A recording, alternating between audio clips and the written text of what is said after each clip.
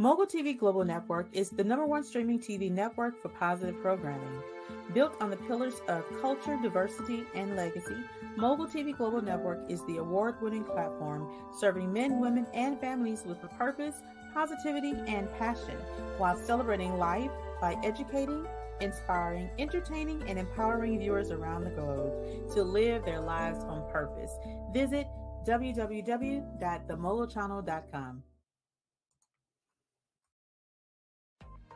Welcome to the Leading Executive, the preferred leadership development, leadership training, and soft skills learning management platform for various organizations. At the Leading Executive, we believe in elevating your leaders' skills with experiential learning. Our platform offers a wide range of leadership training and soft skills courses that are designed to help your leaders unlock their full potential. Whether you're an individual looking to enhance your leadership skills or an organization looking to develop your team, the Leading Executive has got you covered. Our courses are designed to be engaging, interactive, and practical, ensuring that your leaders not only learn the skills, but also apply them in real-life situations. Our motto is unlock your leaders' full potential. We believe that every leader has the potential to be great, and our platform is designed to help them get there. So what are you waiting for? Sign up today and start unlocking your leader's full potential with the Leading Executive. The Leading Executive, elevate your leader skills with experiential learning.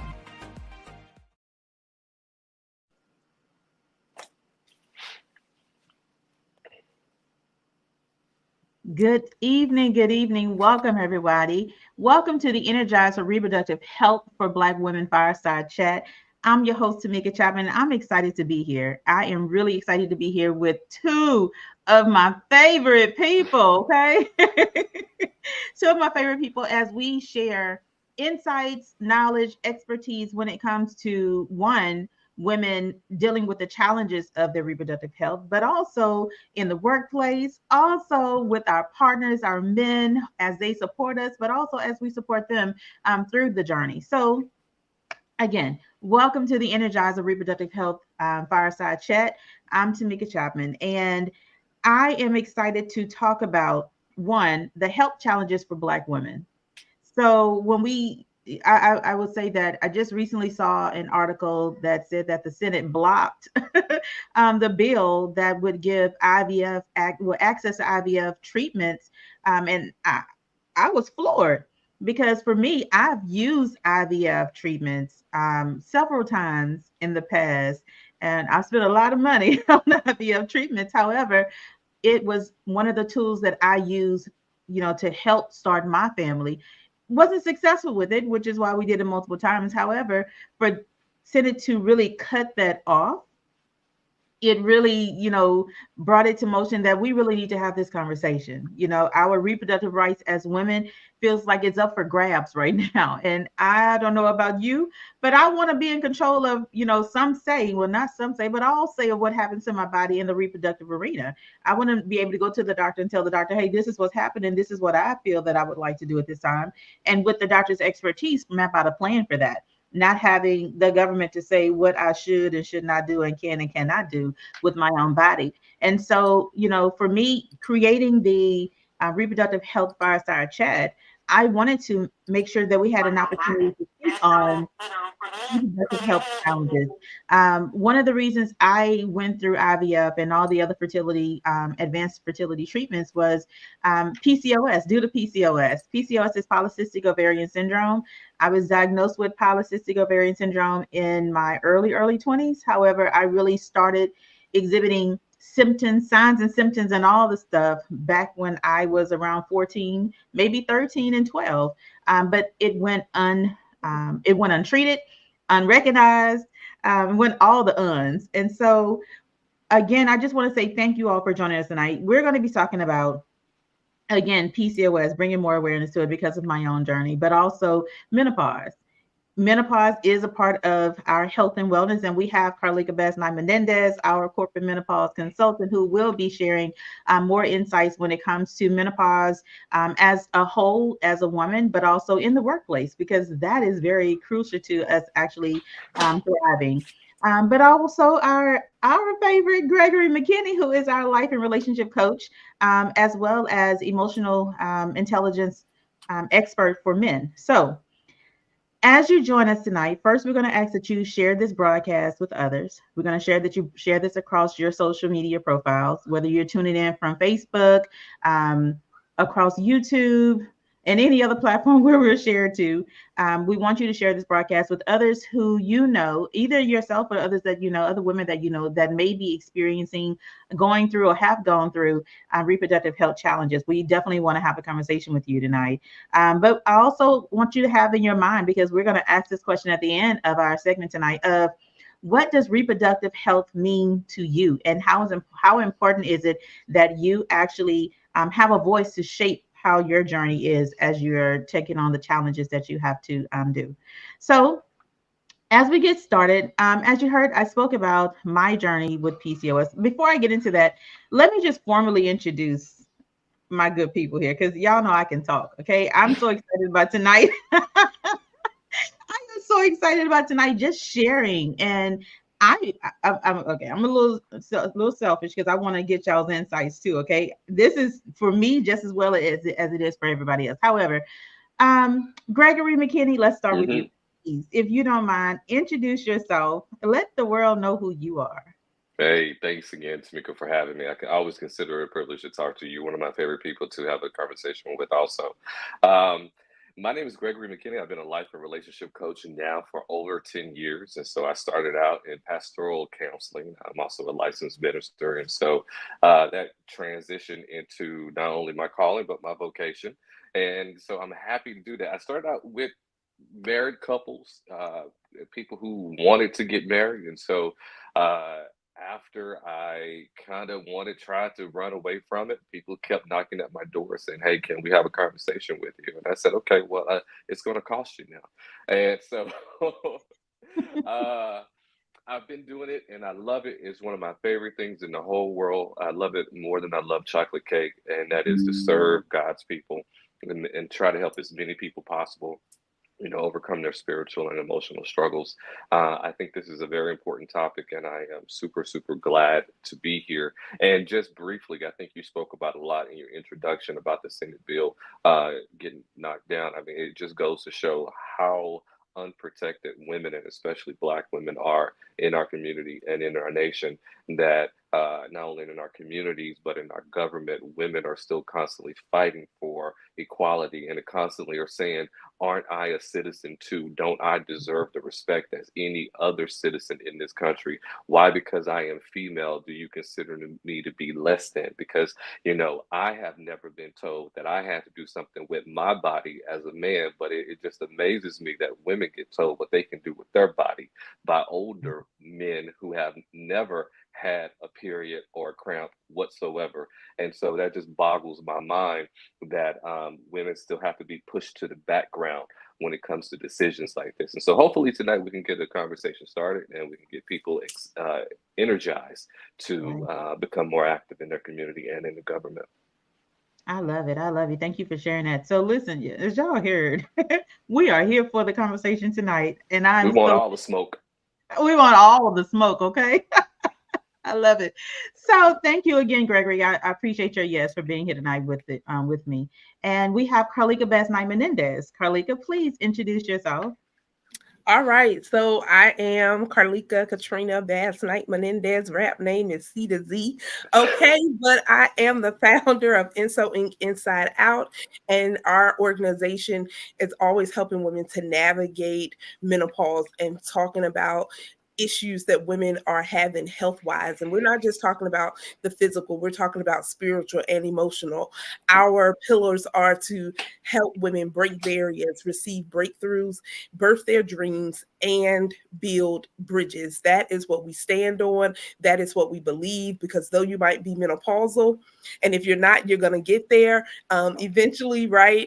But if you're not there, you still have an opportunity to birth your dreams. And we're not going to let the government men or decisions stop us from birthing those things that God placed in us way before we was even thought of, right? Even in our mother's womb. So, Tamika, thank you for the opportunity to be here with you and Gregory, just to have these conversations. And like Gregory said, to energize, but right, we don't want you just pumped up. We want you to take action, right? These are conversations for you to take action and evaluate and assess, how am I handling my health? What am I dealing with? Then even looking back, maybe your mom or your grandma, and looking generationally and looking to the future as well. What does that look like for our little girls? What does that look like for the next generation of young women and men? Because the men are part of our support system. We have to include everyone and don't exclude anyone. As Gregory said, I should say, we want all the smoke tonight. Okay, we are here. We are here. This is really going to be a great conversation, and we would definitely want to have you all engage with us. So if you make comments in the chat here, we'll be able to get to those randomly throughout our conversation. But just continue to engage with us, continue to share, and let us know that you're here. And look, Alicia's already in the chat. She said, "Listen, preach, Gregory."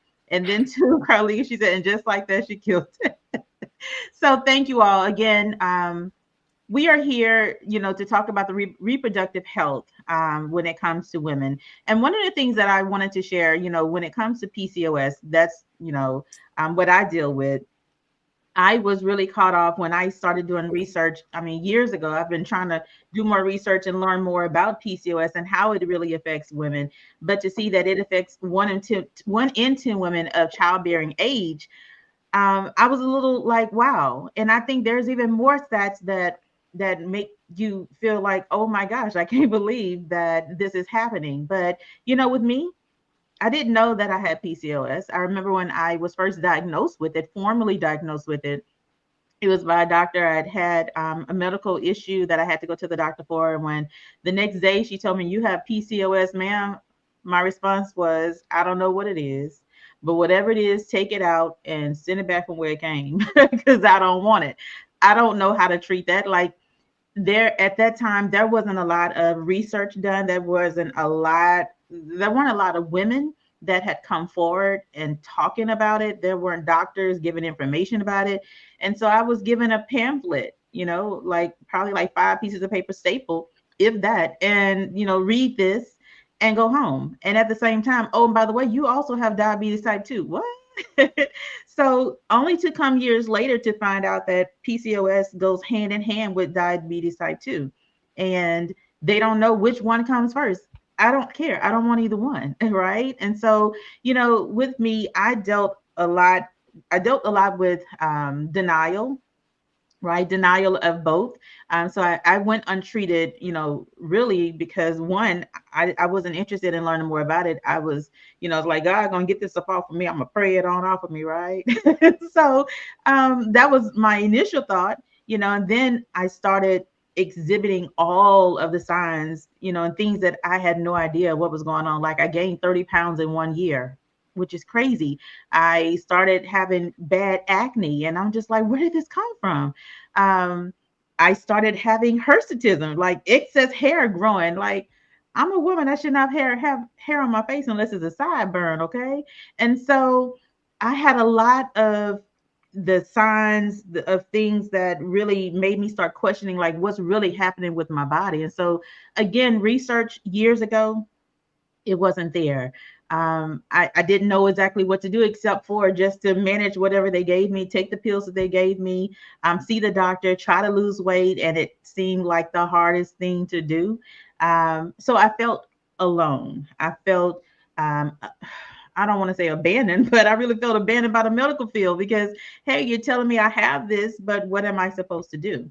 So, for me, it was an emotional battle. It was a mental battle.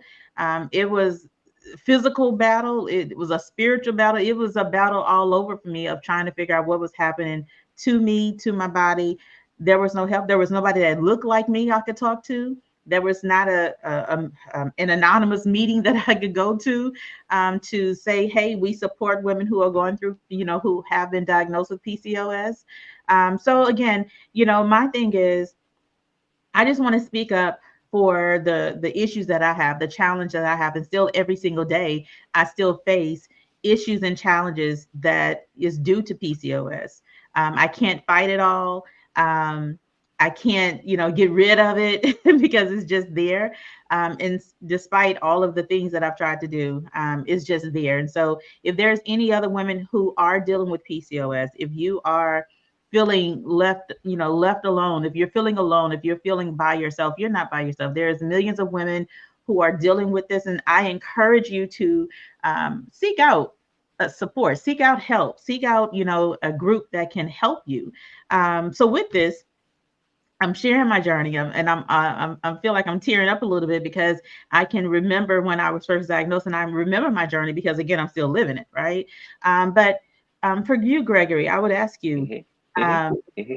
as tapping into your life coach Okay. side right now, as Okay. women, as we are going through, Yeah. the mental and emotional stages, I should say, of our reproductive health, and trying to get help and feeling alone and not knowing what to do. What are some things that you can provide that will help us keep some sanity among, within Yeah. ourselves, get some get to a point of, at least being peaceful, or some things that we can do to at least bring peace for a moment?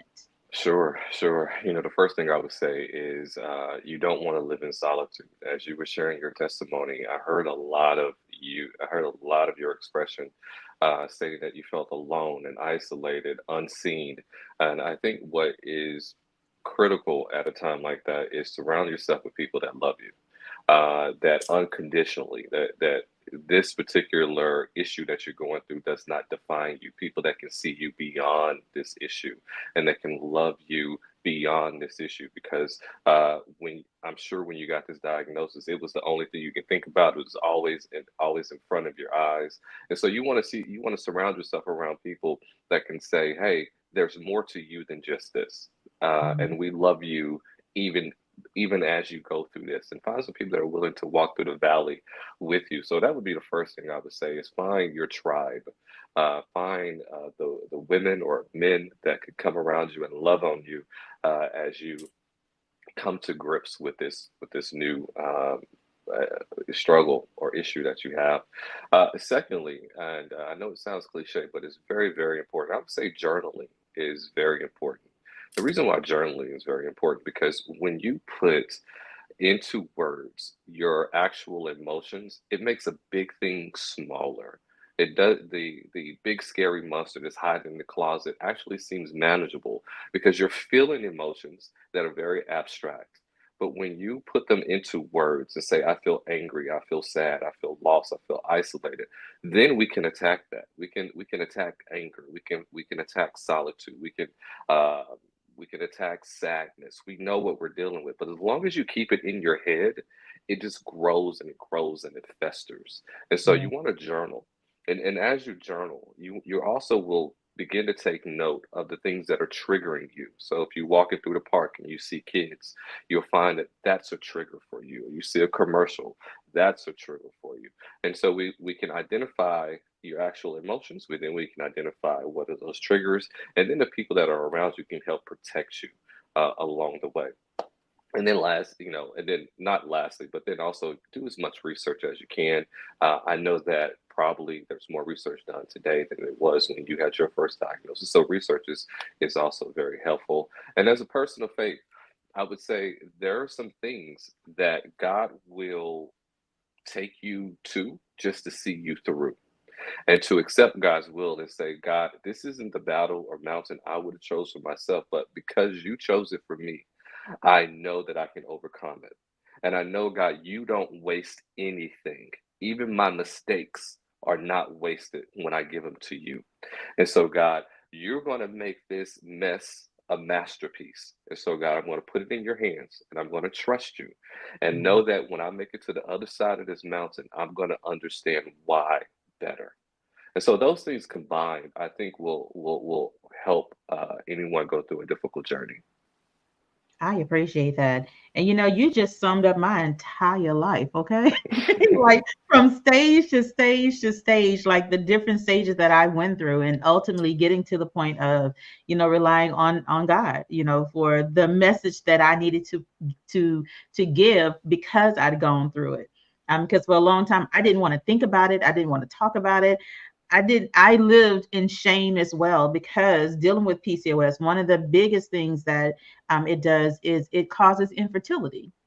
And with that, it took me 18 years before I actually um, was able to get pregnant, right? 18 years before I actually had my first positive pregnancy test. And so, again, all of those stages that I'd gone through, I didn't want to think about it. I didn't want to remember it. And then ultimately, I got to the point, let me just start writing some things down. Let me start being grateful right now for the life that I have, because I know that there's something greater that's coming. I can't go through all of this hell for a big blessing not to happen. And then God bless me with my two babies. Okay. Yeah, So yeah, I absolutely. am living proof. Go ahead on, I was Gregory. going to say, I think it's very important also how we frame what we're going through. Mhm. You can say to yourself, I don't deserve this. I shouldn't be going through this. Or you can say to yourself, I am being built by this. Yeah. And so I think when the story that you tell yourself, the narrative that you tell yourself, because if you tell yourself you're a victim, guess what? You're a victim. But if you Right. tell yourself you're victorious, guess what? You're victorious. Is that um, change is first internal before it's external. Hmm. And so, if the Bible says it this way, that as a man thinketh, so is he. And Right. so, you can change your life by changing your mind. And I was just,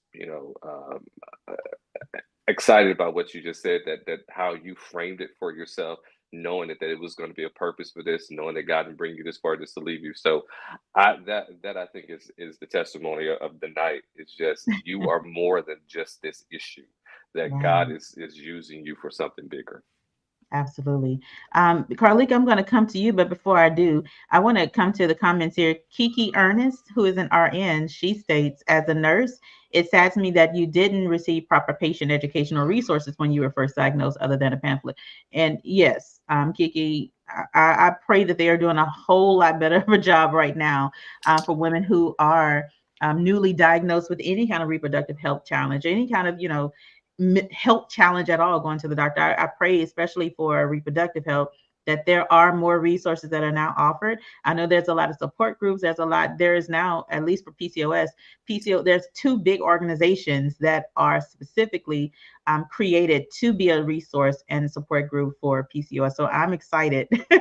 I'm excited that they exist now. I wish they had been around when I was first newly diagnosed, but they're here now. So I'm not going to cry about it anymore. I'm excited. I get excited for it. And Alicia says, I'm victorious. Absolutely. That's the mindset. I'm victorious. With Carlika, I know we're going to be talking a little bit later about the menopause journey, especially in the workplace. But for you, if I'm not mistaken, you have had your share of reproductive health issues as well. Did you or did you not?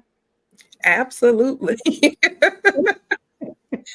So So, please share, about your journey again, because even though I have PCOS, this is reproductive health. It's not just about PCOS, it's about our reproductive health as women. So please share about your journey.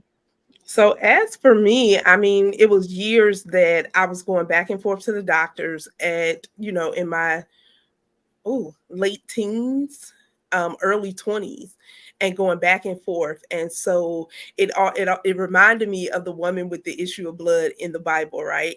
She spent all she had. She's going back and forth. You're leaving more confused. You're leaving with no concrete answers. You're not even really leaving with a diagnosis, and they're just kind of giving you the runaround.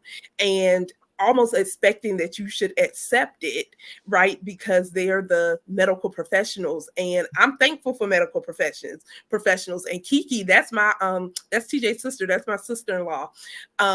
She's actually the one who, after I had a total hysterectomy done. So I was dealing with endometriosis for years. I mean, I'm in pain. I'm explaining to them, but I didn't feel as if I was being heard. I didn't feel as though I was being seen. I was being dismissed. Mhm. Even when I'm like, no, I'm in pain. These things are happening because I pay attention to my own body, because at the end of the day, I may go to the doctor's office, but we're only there, give or take, from the waiting room to the back. We'll just say an hour, right? But I'm with me all of the time. So you can't tell me what's going on exactly with me, especially when I'm paying attention and tracking and trending and like, okay, something is off. And so they gave birth control, all of these things that didn't help. So I remember my last conversation with the doctor, and her lack of empathy floored me. Right. This Mhm. is woman to woman. And I'm just like, wow, no empathy, no compassion. And it was almost like, do you want Skittles or do you want peanut M&Ms? Hmm. And she was like, she didn't ask did I want the candy, but she said, well, you can either be in pain or you can have a hysterectomy. Well, I already been in pain for years, so I don't think I want to keep being in pain, Alex. Okay, so let me go ahead and opt and have the total hysterectomy. That surgery changed my life. That surgery almost killed me. Right. And though you go for the pre-op and you go for, that initial consultation and all of the things, but even then, that particular doctor, she still didn't really explain things that would actually take place. All she kept saying was, this is going to put you in menopause. This is going to put you in menopause. And as you were saying, Tamika, I didn't know people that was talking about menopause. It was like it was a menopause secret society that was silent, right? Like, where y'all at? I know I can't be the only woman facing endometriosis. I can't be the only woman prior to even deciding to have the total hysterectomy, before the surgery, after the surgery, and years later. And I'm just like, huh, where y'all at? So then I would hear other people who didn't have a hysterectomy, they would tell me, oh, well, women have this all the time. Okay. So I left the doctor's office with 2 pamphlets.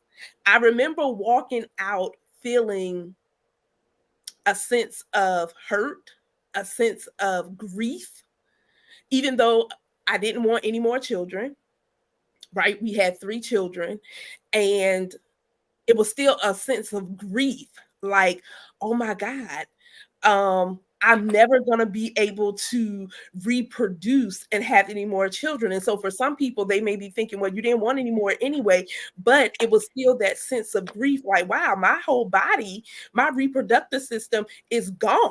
Like, it's gone. There's nothing there. And so a surgery that I should have been in the hospital for, they said maybe a day. I ended up being in the hospital for a week after the surgery, only to leave 24 hours later in Mhm. our apartment on my knees, crawling to the bedroom, crying profusely in pain, bent over. And I'm like, something's not right.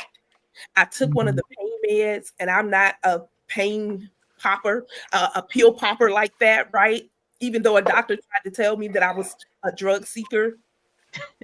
Okay.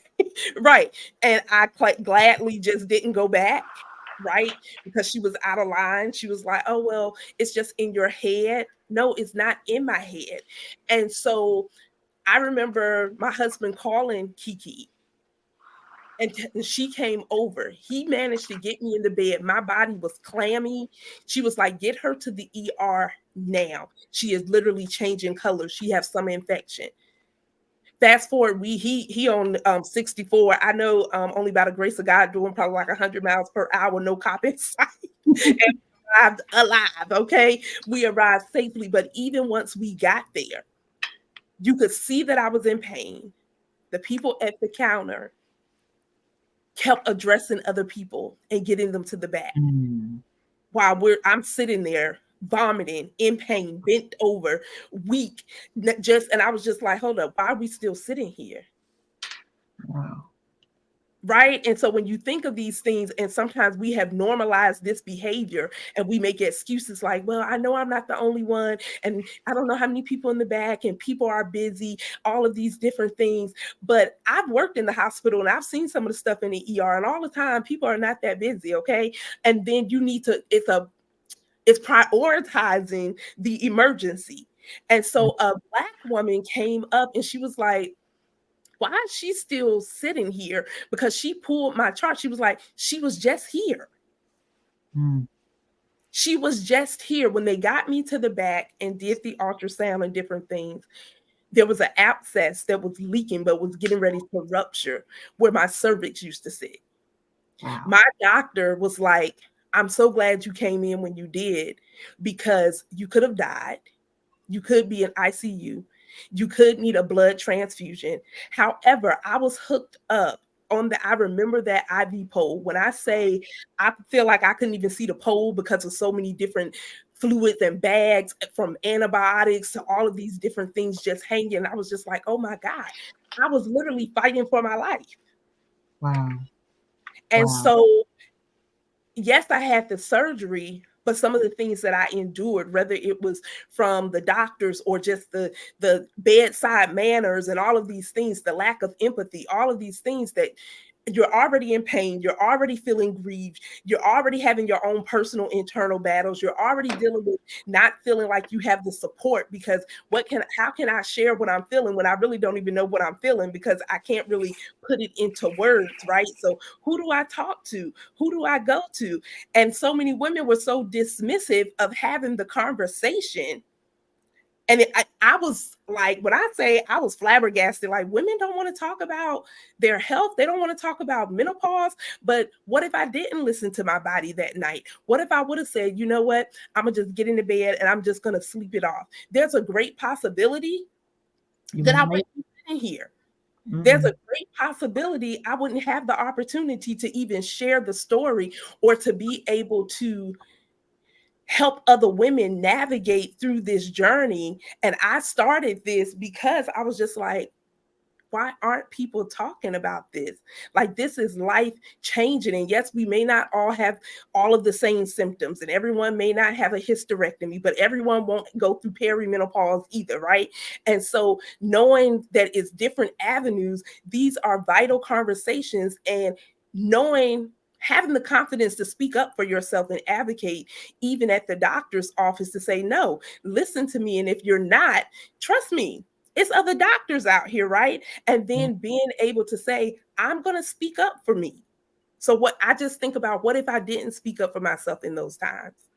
Right. What if I would have, I'm going to just push it off on the back burner? What if I did say, and I'm a proponent of prayer, but what if I did say, I'm going to just pray and go to sleep?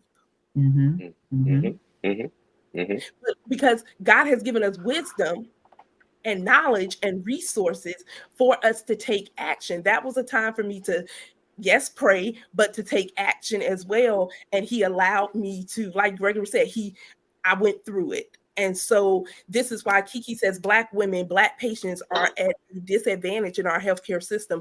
I've often thought of leaving nursing, but it's my ministry to ensure my people get the care they deserve, and to be at the table to advocate, to ensure we are cared for. This is a beautiful topic. Absolutely. And if more people have that heart, because when you behind the scenes and you see certain things, I may not have been the nurse in my own care, but it is my body, right? I may not know all of the measurements of certain medications, but when I'm expressing to you, don't give that medication too fast and different things, but then you do it anyway and you almost send me into cardiac arrest, right? When I'm having my children and I'm like, something's not right, you check me and you throw the bloody glove in the trash can, and I'm not dilated or anything. But when the doctor came in, the nurse didn't say one word. Thankfully, I was coherent, and I was just like, so she's not going to say is she not going to say nothing to him?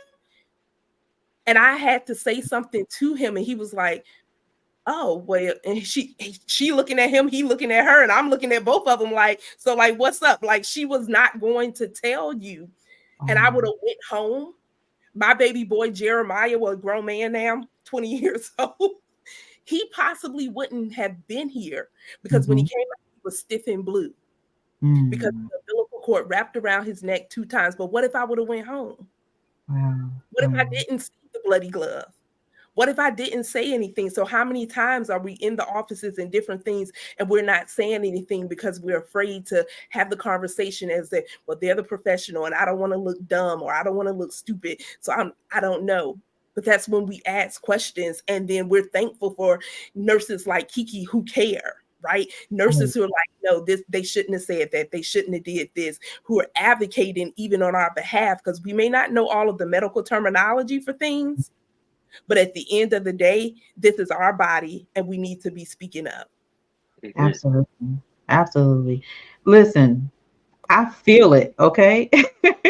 I feel I feel like I'm in the hospital with you, seeing her throw this glove in the trash, like how you vividly describe the scene. Like I feel everything right now. And it makes me upset that this is what we as women, especially as black women, have to go through on a daily basis. And again, it really just resonates with me how important this conversation that we're having tonight is, and how we have to keep having this conversation, to getting the word out to more women, giving them the opportunity to feel not ashamed to share their story, because there's a lot of women who are still living in the silence. They're living in silence. They're suffering in silence, I like to say, because they're not sharing, and because they're not seeking the help that they need. They're not advocating Right. good enough for themselves, and they don't have somebody in their corner like Miss Kiki. I think a lot of times people don't even know where to start, right? We've been made to feel that we should be quiet. And that's Right. even in the churches, that's in the workplaces, that's sometimes in people's homes, that we've been made to think that no, your words don't matter. You know, be seen, not heard, or nowadays not even seen. Because you think about if that was 20 years ago with me, and the fetal mortality rate is increasing, Right. what has what has really changed?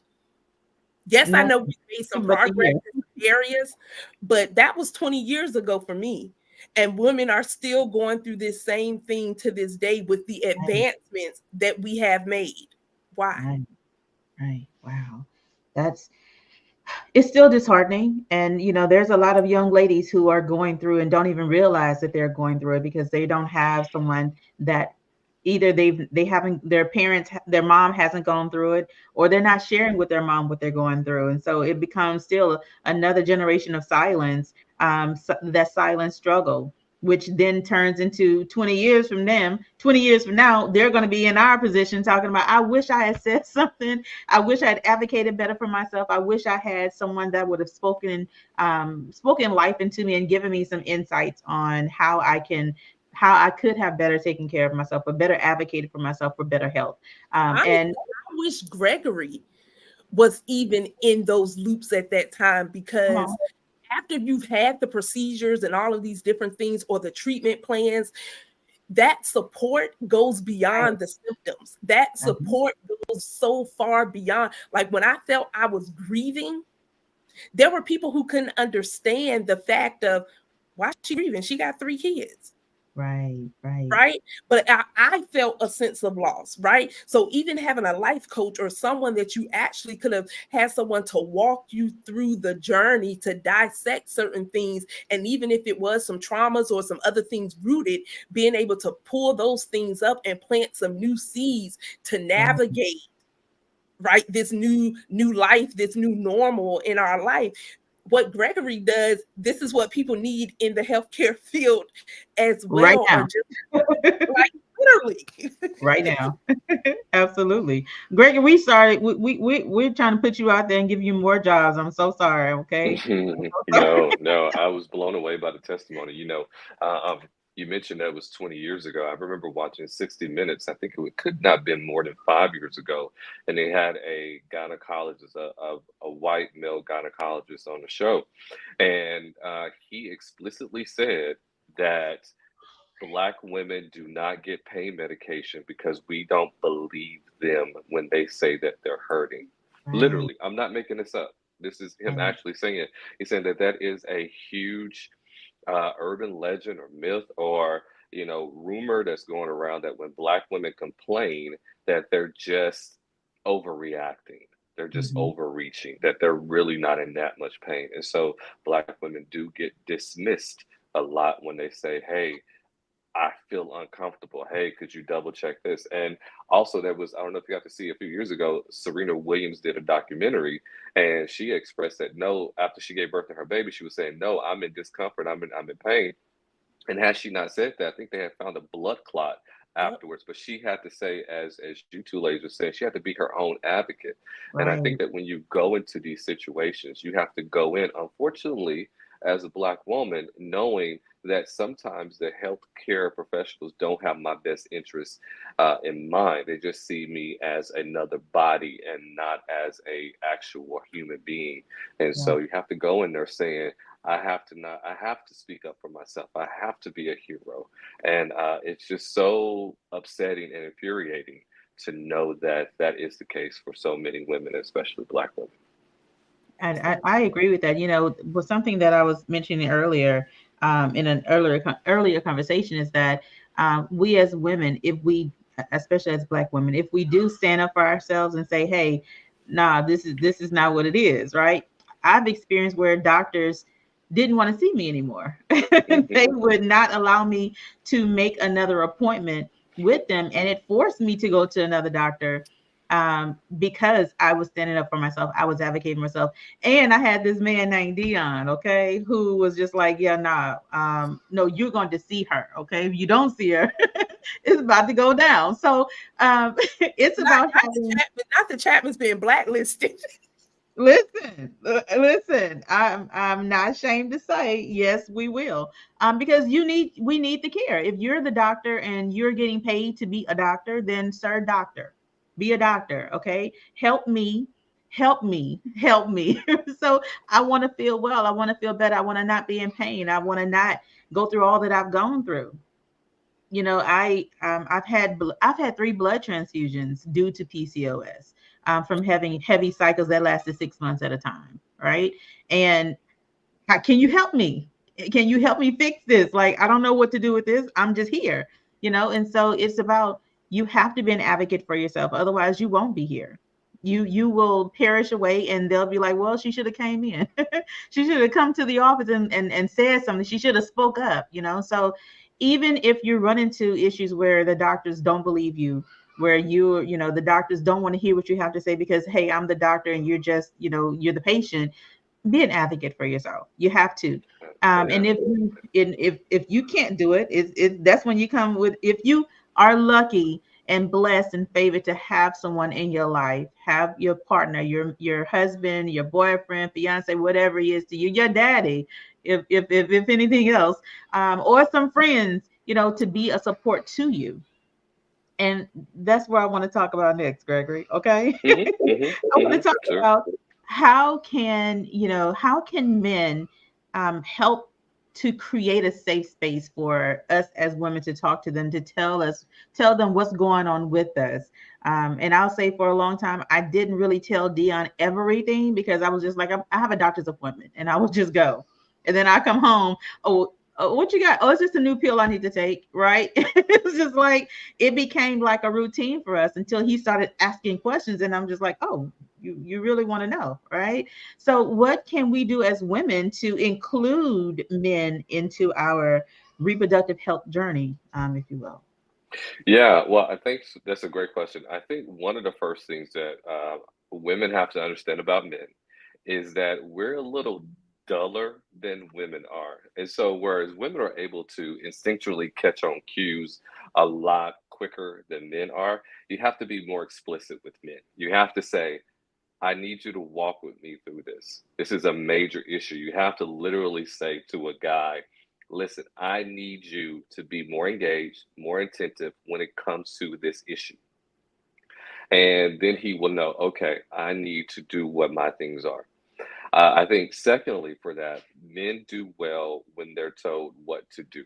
And so, if possible, you want to create tasks. Here's how you can help me. Drive me to the doctor's appointment, come prepared with questions, ask me how I'm feeling after the appointment. Before we walk out the doctor's office, ask me in front of the doctor, do you have any more questions? I'm going to need you to be my bodyguard when we're in there. I'm going to need you to be my voice when I can't speak for myself. And so let him know what his duties are What here are your marching orders, soldier. Here is your assignment, right? And so that is a way of connecting with your man. Men do better when they have instructions. So that's one thing that women can do to kind of help bring the men in. I think that for men, we have to understand that no woman wants to walk alone, right? That even especially in this big life changing situation, this is something where she doesn't want to and should not be walking alone. So let me walk beside her, and if times, let me cover her.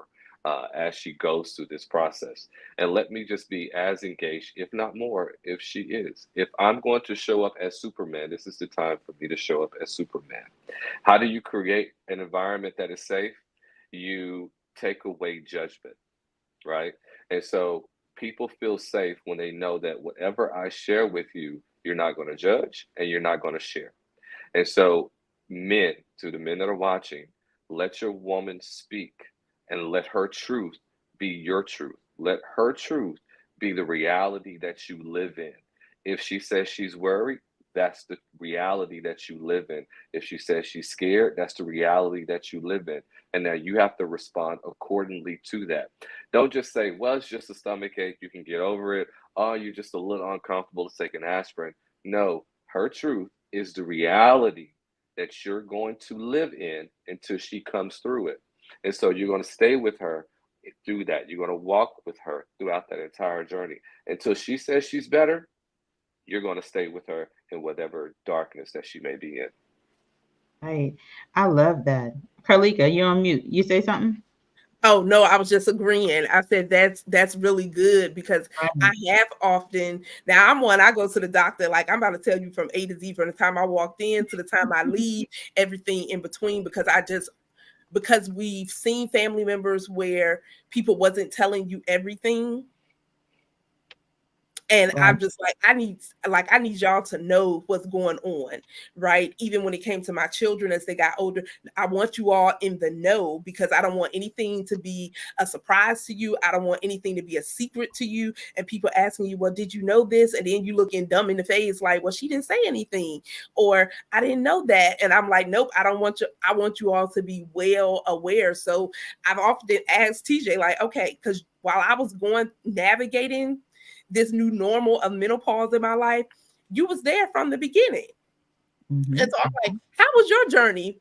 You know, how was your journey on my menopausal journey? Right? Oh, How was that for you? What was your mindset of different things? Because naturally, a lot of men, okay, when they do see their families in a little distress or anything, they want to find how can what I gotta find something to do. And sometimes that finding something to do may not even be something physically they can do. And so I love what Gregory said. You know what? Men do better when they have instructions. This is what I need from you today. This is right. what I need from you prior to the surgery. This is what I need from you post op. Now that I'm healed, this is what I need from you in this moment. And I think when we get to that point of being able to express and communicate that, like George, you said, with no judgment, like, okay, you just being extra, right? You just, and really just saying, okay, why are you crying right now? And now you laughing. Are you really right? Are you really okay?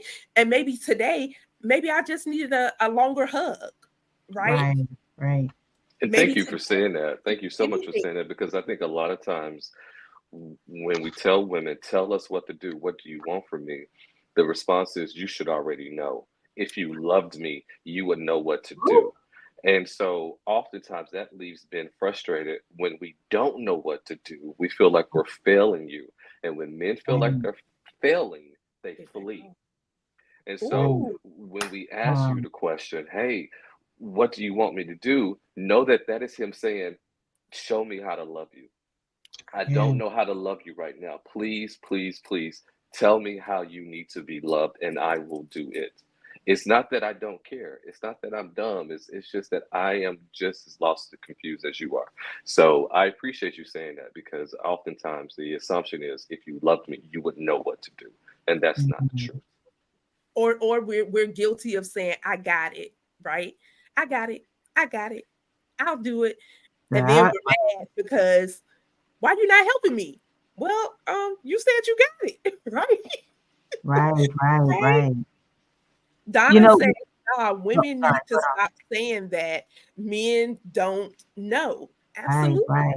And we That's have We right. don't know. like we all have a responsibility, even from, with the male. I have a responsibility to express myself, and then my husband has a responsibility to let me in and Mm-hmm. don't shut me out either, even if he's going through something, because men's reproductive health, even in the Black community, is just as important Right. as women, right? And I know we're talking about the women tonight, but encouraging our partners, encouraging our siblings and family members as a woman, hey, go to the doctor, make sure you're getting checked, make sure you're, you know, Exactly. all of these things. Because what I found is that, I see a lot of men like, oh no, I ain't going to the doctor. Yeah, it is just as equally as important, but I think a woman's journey is a little bit more intimate. There is a degree of exposure that you have that men don't. We pretty much just drop our trousers, you look at it, and then you can just move on. With women, it's a little bit more involved than that. And It so I is. think that men have to be careful and sensitive that when a woman gets examined, that this is a lot more invasive than it is for you, sir. And so, in some cases, it could actually feel like a violation. And so, we want to be more careful and more sensitive that she's going through this process so that she can expand your family, she can Mhm. maintain the intimacy in your relationship, and she's taking care of herself. And so there is, I think, a greater sensitivity that we have to give Absolutely. to women's reproductive health. I agree, Gregory. And I think too, in the healthcare field, when people start getting back to showing empathy, and this is at work and different things, where people feel like that open door policy and that open door to express how I'm feeling or what's going on. I don't have to go into detail, right? But you just see a lack of compassion and a lack of empathy. Like, oh, we can talk about the menstrual cycle, right?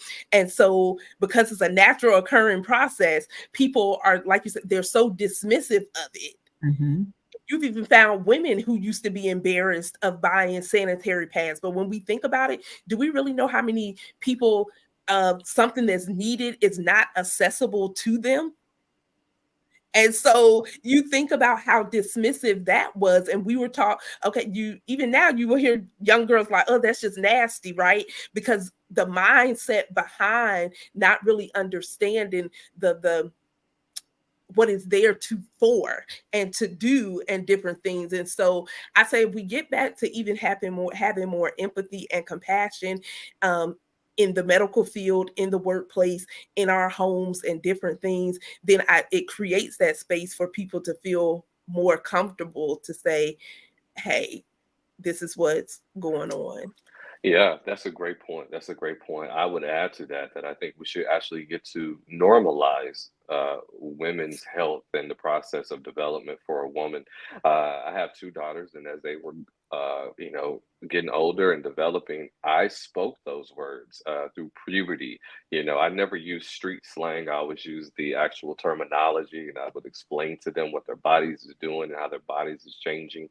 And so it was just normal in my family. And I don't want to get us canceled to say, to say vagina, to say, your period, to say all of these things so that they felt comfortable with knowing this is just life. Right. This isn't weird stuff. This isn't awkward stuff. This is just the circle of life. This is just life happening. This is me blossoming into womanhood, and I need to be aware. And so I think it's good, that we actually normalize some of these to our daughters and also to our boys, Mm-hmm. Absolutely. because we live in a patriarchal society, and it's men that are denying those bills that we just saw, not passed in the Senate. These aren't women. Men still unfortunately carry a lot of the power. And so they're making a lot of decisions for women. And so we should normalize it to our young boys and say, as you have a process, girls have a process, and here it is. This isn't dirty. This is just natural. This is her journey to a womanhood. Right. You have a journey to manhood. She has a journey to womanhood. I love what you said, Gregory, that this was just normal conversation in you Hmm. all's household, Yeah, right? yeah, I'm like, oh my God, that is so commendable because a yeah, lot yeah, of times it's not it's not a normal conversation. You're giving the the basics of okay, when you okay, you're gonna start your menstrual cycle, this is it, this is what you need to do, end of discussion. There's no other, it's nothing else with it. So that is really commendable. And we look It at that is. with a lot of women's health things. I know my mom didn't talk to me about menopause. We got the bare minimum of, with your menstrual cycle. And then even when we look in, the school systems, we might talk a little bit about the first period, but we don't talk about the last one or different things in between. And a lot of people was like, oh, you're so young. You're so young to be in menopause. And I'm just like, I know women younger than me who wanted kids and they, that opportunity was snatched away from them. Right. Right. So I commend your family for even having the normalizing that conversation. Right. Right. I love yeah, that. yeah. You know, I Go ahead. no, I was gonna ask you a question, but go ahead on with that. Go ahead on. No, I was going to say that, even sometimes in the church, I don't want to say demonize, but we put a dark cloud over the process of becoming a woman. Because when you look at Hmm. scripture, the way the scripture is written, we have the woman with the issue of blood. Right. And so Right. we don't know exactly what the woman's issue is. It could be anemia, it could be, a variety of things, but it's widely believed that she had an irregular cycle. And Hmm. so when we read the scriptures, it says the woman with an issue of blood and her issue needed to be healed. And so even though this woman we assume had an irregular cycle, it still kind of attaches itself to this normal process that this is an issue. This is an ugly secret. This is something that needs to be fixed. This is something to be shameful of, but Right. it's not. This woman had an issue. She had a symptom Mhm. that she needs to go to the doctor to be fixed. And so she went to the great physician, and the great physician fixed the issue that she had. She wasn't the issue. It was just that her body wasn't operating the way that it should have. And so Right. sometimes we have these stigmas that are, given to us that make us think like we shouldn't talk about these things, but we should. Absolutely. Absolutely. That passage in the Bible is a passage that was said to me a long time ago as I was dealing with irregular cycles. And as I was dealing with the blood transfusions and the iron infusions, it's like, we're going to read this passage. We're going to pray over you. I was like, listen, I accept the prayer, but right now I just I need help. I just need help. I need to stop. I need all of this to stop like right now.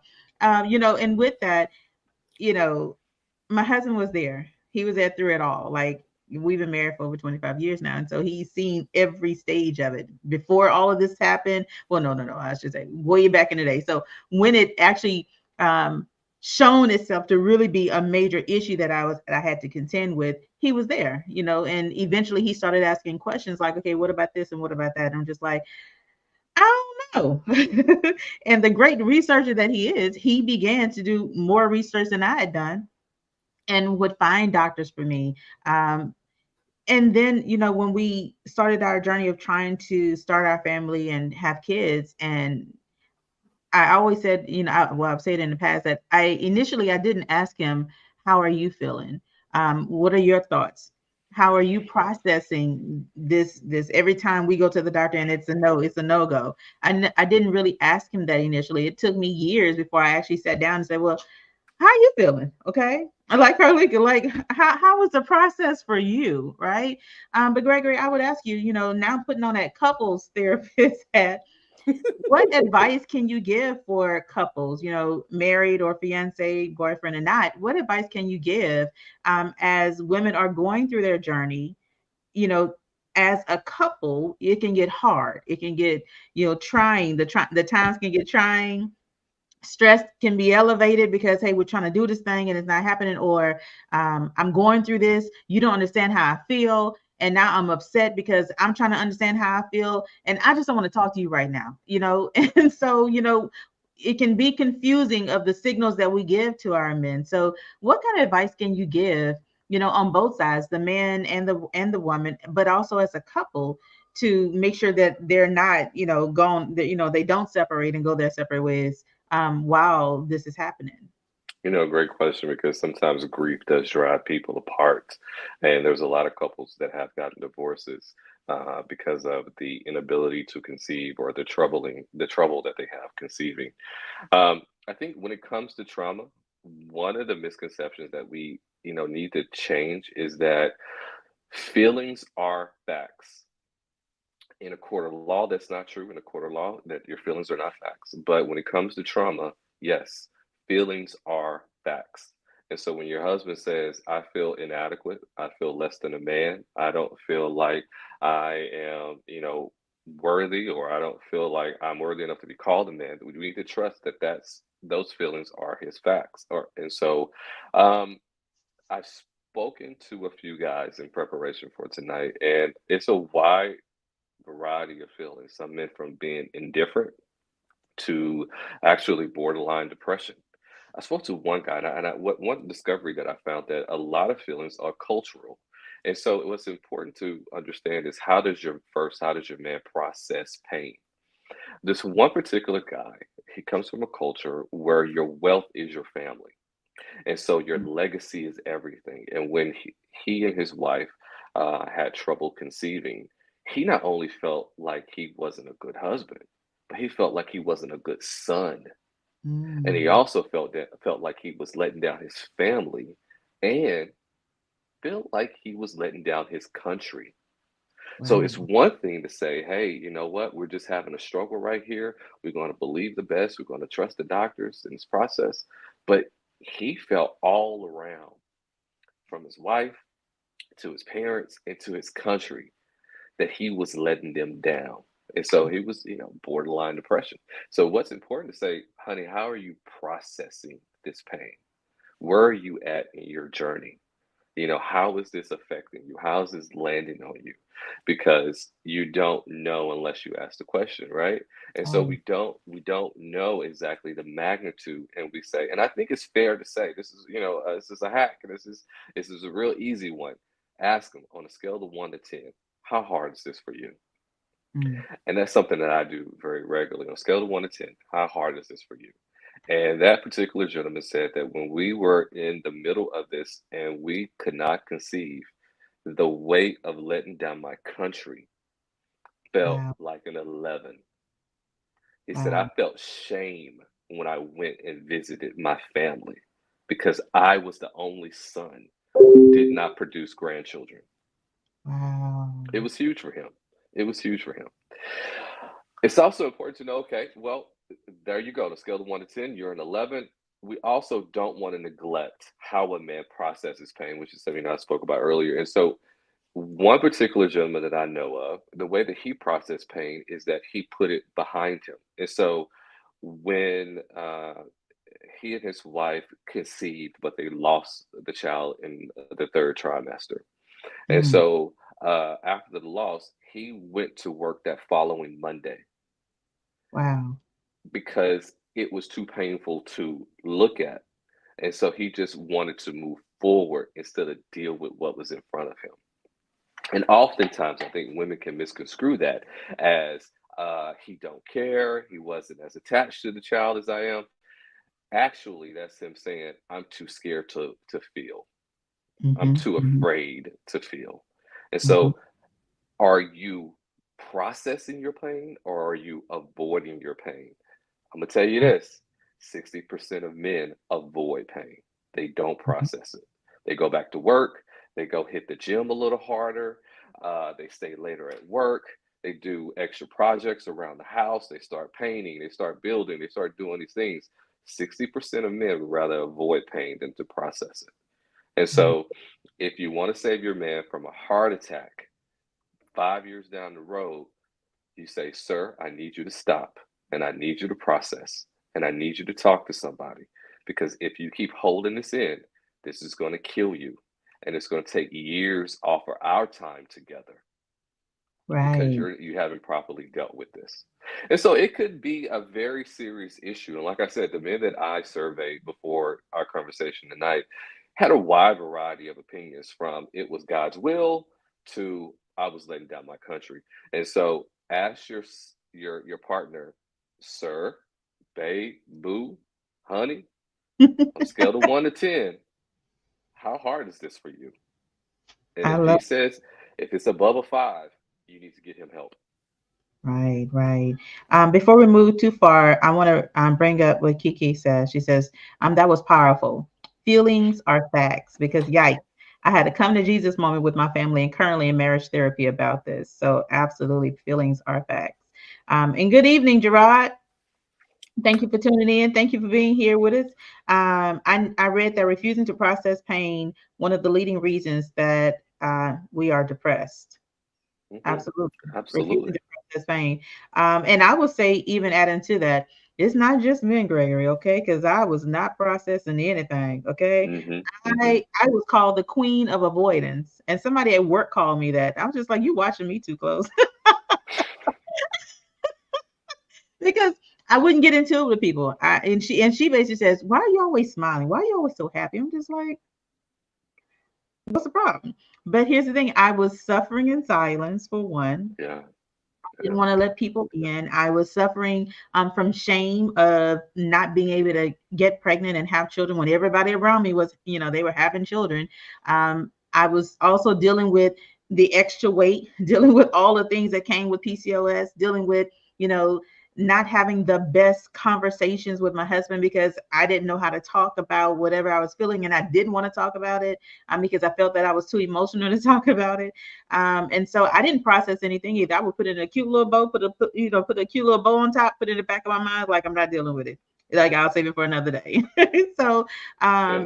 a lot of women I know from, especially with dealing with PCOS, and I can only speak from this area because I haven't dealt with a lot of the other reproductive health challenges.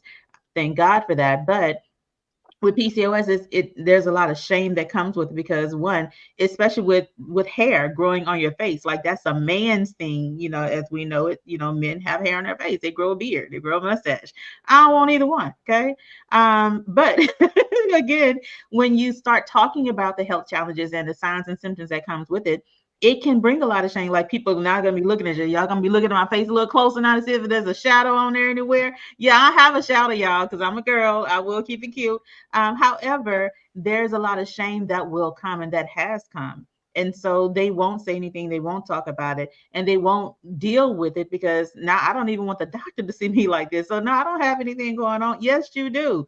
We are here, and this is just another call, just to say, hey, be an advocate for yourself, speak up for yourself. But you can't be an advocate if you won't speak the truth about what's really going on with you. So, as Carlika said, you are the best representation. You are with you 24/7. So, make sure that you are tracking and trending and able to share with what it is you're going through. And so, Gregory, I appreciate you saying um, about avoidance, or are you processing? Are you processing the pain or are you avoiding the pain? And I was still that, I would say still to this day, I haven't really had that deep, deep conversation with my husband, even from years ago, because I still carry some, feelings from all of the years that we had gone through. But this is just prompting me to have even another conversation with him because I Yeah. really want to know how he's feeling. And really on a day-to-day basis, I want to know, do I really, do I really, okay? Do I I really? think if I could just coach you for 90 seconds, Yes. I would say this to you. I would say, talk about your journey without comparison to others, because comparison kills. What Right. happens is that we look at our neighbors to the left and to the right and what they have and what we don't.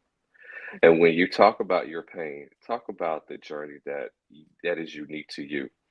I would, I encourage couples to go to their spouse and just say, let's talk about the path that we are on. Let's not talk about the neighbors, the Johnsons, the whoever. Let's talk about us and the steps that we are taking. And is this leading us to a fun, fulfilling, and fruitful life? And if Right. not, how can we get there? Right. Because I want this journey with you. So, how can we get there together? And we got to get there together by me being transparent with you. And this is how this journey is affecting me. Wow. And then, because a lot of times people look at, especially men, look at vulnerability as some type of weakness. But at its best, Vulnerability is actually direction. Vulnerability tells your person, this is how I need to be loved. Vulnerability says, this is what hurts, so don't do that. I'm Mm, directing you on how to love me. So vulnerability is actually strength because you're giving someone directions on how to love you best. right. And, and so when you have that conversation with your husband, which I encourage you to do, don't speak about what is lost. Speak about what can we build going forward. Here are the bricks that we have to work with. Right. What do we want to build with these bricks? I love it. I appreciate that. I'm gonna send you an offering, okay? Okay. Uh, listen. Look, look, Tamika, because he already said right at the beginning. He told him it's gonna cost him, but he said, I'm gonna give you this. I'm gonna give you 90 seconds." Okay, I gave you Right. 90 seconds, but that's amazing because right, I think a lot of times just with life and family and all of the things we get so in the routine of things, right? right, That we don't take time to really pour into one another because okay, if what they say, what doesn't need to explain, right? Whatever that whole saying is, right What's there, understood doesn't need to be explained. right? What's right, understood doesn't need to be explained, but some things are not understood, right? Some things are far from, some things are just assumptions and all of the right. things, but that's not really where I'm coming from. And so I love that. And I mean, because we're being transparent, I won't go into deep detail, but my husband and I had to do that, right? To really come to terms of what does our journey look like for us? Hmm. And how are we Hmm. going to how are we moving forward? Right. Even when it's causing us to have to deal with childhood traumas and all of the things, Mm. right? But how are we moving what does our journey look like? What does our happiness look like together, individually, as a whole unit with our whole family and different things? And I can definitely say, I'm happy where we have taken, like Gregory said, those bricks. I'll say, because if you know, you know. Okay, right? If you know, it was only a short while ago that we Right. was right there at divorce, right? And we're just being transparent. I know we're talking about reproductive health, but when you have toxic relationships or when you have burdens internally that's weighing on you, it affects your reproductive health as well. It affects you mentally, it affects your menstrual cycle, it affects your hormones, it affects your Right. sleep, it affects you conceiving, the stress, the burdens, the worry, depression, all of these things, it ties in and it affects every one of our bodily systems. And since tonight we're specifically talking about reproductive health, it affects your reproductive health as well. So it's like, it's not just one thing, right? It's all of the things that we're saying, let's put it all on the table. Let's see where we're strongest at right now. And then let's see the areas that, okay, we still a little shaky over here. Let's work on this part, but really coming together. And when you really make up in your mind that this is the person that I want to do life with. This is the person that I want to lean on and have that shoulder to cry on. This is the person that I want to tell all of the good, the favorable, the unfavorable, all of the things. Then we'll have these, what they call them, hard conversations, or like Kiki said, the come to Jesus moments or the come to Jesus conversations.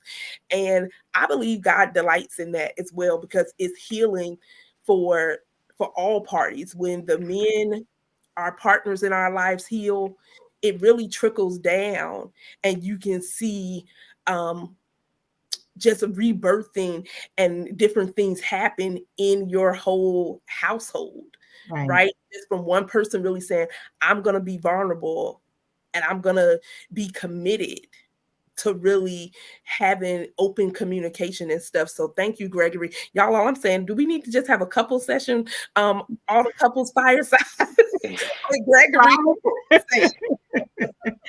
Absolutely. Absolutely. You know, Gregory, if you have any last words to share when it comes Yeah. to men, one being a support, but also women being a support to their men as well, because it's not just the women who need support. We also have to figure out and find ways to support our men who are going through as well. Yeah. Can you do that? Yeah, thank you for that. I think it's important. What I would like to tell all men is that you deserve to grieve also. You deserve to have your feelings acknowledged also, and that you're a partner in her pain. Because when you love someone, when they bleed, you bleed, and you can't Right, deny it. If you right, love this woman, when she hurts, you're going to hurt, and that pain deserves to be acknowledged and processed as well. Don't run from it. Process it. So, right. what I would encourage men to do as the leaders of their home is to allow time for both of you to be heard. This is what I would do. I'm not telling you what to do, I'm just offering a suggestion. I would say have 2 nights a week, one where you bathe her, and one night where she bathes you. And the night that she's in the tub, she gets to let her heart out to you, and you take care of her for that night. And the other night she bathes you, you get to let your heart out, and she hears your heart for that time. Take time, men. Make it a regimen that says, this is your night that I take care of you, and here's the night that you take care of me. Because if we're going to make it through life together, we're going to have to heal each other from time to time.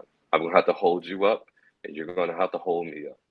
And let's not forget that we're here to support each other. Because if you fall, I fall, and Right. we're not going to fall. We're going to win. So, men, hey, your feelings are important. They deserve to be acknowledged. They deserve to be processed. And I know that a lot of men feel struggle with saying, I don't know what to do, because as men, we want to fix the problem.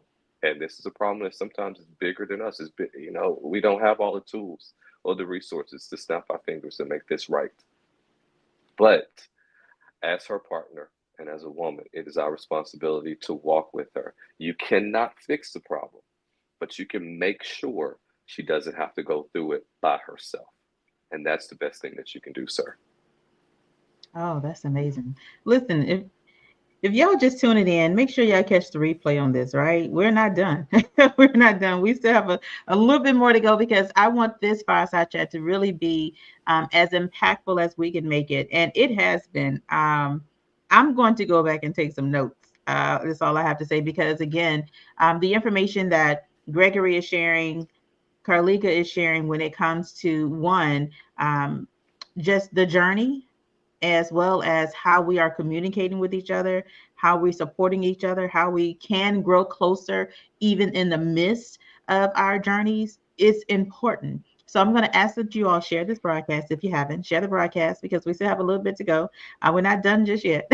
So thank you all for staying with us for, at this moment right here. But as we've been sharing about, the reproductive system, reproductive health, I'm sorry, reproductive health, as a woman going through, as a couple going through, but also I want to hit on the workplace, reproductive health and in the workplace. And so with Carlika, Carlika is our corporate menopause consultant, and she's all things menopause. There's a statistic that I came across. It says that around 25% of women in the U.S. experience severe symptoms of menopause, with many reporting that it significantly affects their productivity and performance at work. And so I know that you've done a lot of research and a lot of work in the area of menopause when it comes to women, not only learning, but thriving in the workplace with menopause. So as we, shift a little bit, we're still going to be talking about all this good stuff, but we're going to shift a little bit to now women in the workplace. And how do we deal? What do we do? Like, what are some of the biggest challenges that you've come across, Carlika, with women in the workplace as they are navigating, reproductive health, specifically menopause? What kind of challenges have you seen? Once again, it goes back to advocating, just being afraid to speak up, right? Not knowing, should I go to HR? Should I go to my manager? Should I have the conversation just with a couple of my coworkers that I have a great rapport with, but yet and still we're not going to solve anything, right? Me, us just having these conversations, but I'm really not sharing what I'm going through at this moment in my life with maybe my direct manager. So a lot of times, and it's not just a one-way street, it's employers and employees. How can we work together to come up with systems in place to make a more menopause friendly workplace? How can we come together to have more of a more positive workplace culture? And this deals with our health and everything. So I know we probably all heard it in onboarding. Hey, leave all your problems on the outside. Well, you know what? I don't get to do that, right? None of us do. That's not even logical. It's not realistic. And the people saying it, they don't leave their problems out on the outside either, right? It's like if my toe was hurting, you want me to leave my whole foot in the car? Are you kidding me? Right? So I don't know when I'm gonna have a hot flash, and that may not be your symptom. That has been one of the things that I've dealt with. So I can be at work, and one minute I'm cool, and the next minute I'm just like, oh, I gotta go. But if you're afraid because you're afraid someone's watching you, how many more breaks you gonna take? Not realizing that you don't know what condition or whatever I might be dealing with. So instead of reprimanding me, did you ask a question? You notice that someone who's normally on time, right? Now their absenteeism is increasing. Or there's a thing called presenteeism where you can be present somewhere, but you there physically, but you really not there, right? You're not really there mentally. And then your manager or whoever keeps coming to you, hey, here's goes some more work. Here goes some more work. Not realizing maybe you didn't sleep that well the night before because of night sweats, right? You got one leg out the bed, cover on and off. You got the air conditioner down to like 60 or 65. Everyone else in your house got, hoodies and they all around here cold and all of, but you like, you better not touch that thermostat or the ceiling fan or the fan on the nightstand, right? But perhaps you didn't sleep well. So now you're being a little late. So what kind of conversations can we have to just bring that awareness to the workplace that yes, it can affect a productivity. Now you're finding more women like, you know what? I'm just going to quit. Right? I'm gonna find something else. People are becoming more bolder in that aspect and so now you have all of this talent leaving out of the workplace, all because we didn't have a conversation or there wasn't support in place, or women are not speaking up because you don't want to feel like, okay, here we go again, or you have men that's like, okay, here they go again. They want special treatment, right? And it's not special treatment. It's just at this time, this is what I'm dealing with. And it's a few things that we can do. Okay, is it any way that I might can flex my schedule a little bit? Okay, I know every workplace is not, you can't do that. Okay, is it okay? Do you have a room that's a little bit cooler than the rest of the building, right? I mean, when we think of even women who are breastfeeding, it was just recently that you found more workplaces having actual lactation rooms or somewhere where a woman can pump. Other than that, it's still a lot of workplaces who don't have it. And you're literally okay with the woman going in the bathroom with this breast pump, okay, pumping, sitting on the toilet because it's not comfortable in the bathroom, right? It's not a luxury bathroom or anything where you could have just had something set to the, another room somewhere else, a little more private and a little more relaxing, because this is how she's feeding her child, right? But she has to come to work and she's away from home. So when we think of this, it's knowing your rights as an employee. I'm not telling people to change your whole employee handbook. You still have to have standards and policies and procedures in place. But you have to talk to people and know your employees one-on-one. If you know one person always coming to work, because you're always going to have people that abuse systems, right? I don't care what's in the handbook. Someone's that grace period, that means they can be, for them in their head, they can be late every day because I made it by the grace, right? I got there with that last 5 minutes. But, they come up with all of the things. But instead of reprimanding, a lot of women don't speak up because they're afraid they're going to get fired. They're afraid there's going to be a target. Some women are in senior management roles, right? And so they're the supervisors, they're the directors. And they're like, okay, if I say this, I don't want to be singled out. So Tamika, like you were saying, the weight gain, all of these things, that affects people's self-esteem and confidence. Mm-hmm. If a woman is dealing with brain fog, do you really think she want to get up and do a presentation? Embarrassed that she gonna forget certain things, right? And if she don't know how to, okay, hold on, let me get my notes, because y'all know me. If it ain't calendar, it don't exist. So look, you have to find ways that you can help you, but then how do we build that team member and team building in the workplace, that when you recognize that someone is looking overwhelmed, when you recognize that, I mean, we even think to this day the grief policy is still the same. You get 3 days and then they expect you to come back to work after you buried your child or after you buried your mom or someone close to you. 3 days? And then threatened. I've heard people be threatened that if they don't come back, they're going to lose their job. Mm. Or people are forced to come back because of finances and different things, right? But I've heard people, I knew a coworker, child passed away, and she came back to work. But of course, she was still grieving. And I heard other people like, dang, every time she walked past something or something, she always crying. She always crying. And I was just like, she just buried her child only like a week ago. What expect? And we have to carry her workload.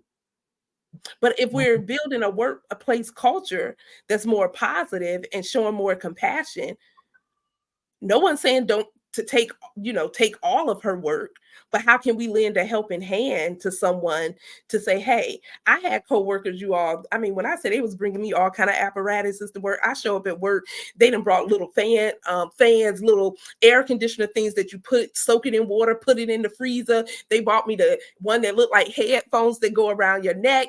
But I thought just those small acts of kindness went a long way.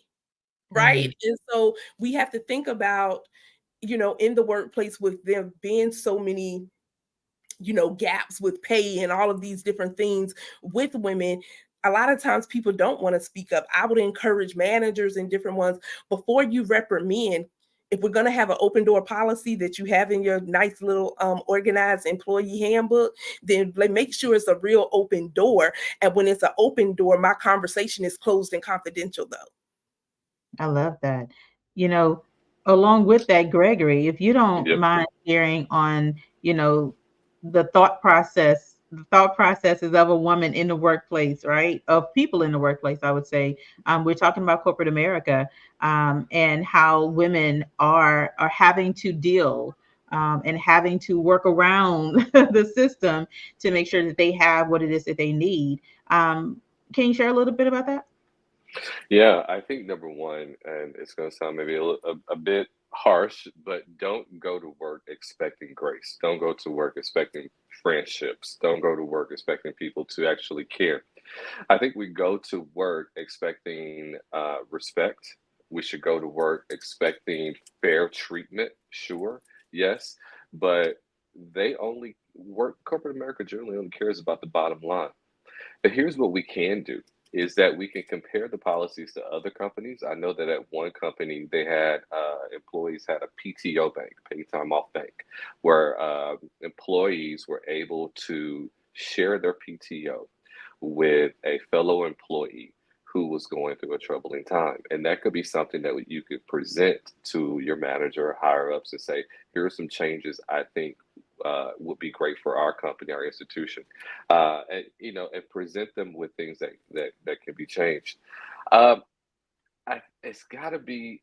I've never been a woman before, but I would say this. You don't want to be one, okay? Take it No, away. no, oh no, no. It's being a woman is much harder than being a man. Men, we have it easy in so many ways, compared to what it's like being a woman. But I would say this: even at your job, try to find a tribe. Try to find some women that have walked the same path that you're walking, that are maybe possibly a few steps further down the road than you, that can kind of be a guide or give you wisdom. And there is where you can find your encouragement. If you can find one person, you're blessed to find two, you're doubly blessed if you can find three, to just say, hey, can we just have lunch? And someone that you can vent with, that you can have, take a break with and go, I just need to get this off my chest. You'll find that helps you get through the day a lot faster. and know that your value is never going to be defined in corporate America. Your value is who you are to the people that love you, and your value is the legacy that you leave behind. And maybe your legacy is at that job. How do I carry myself with grace during such a troubling, difficult time?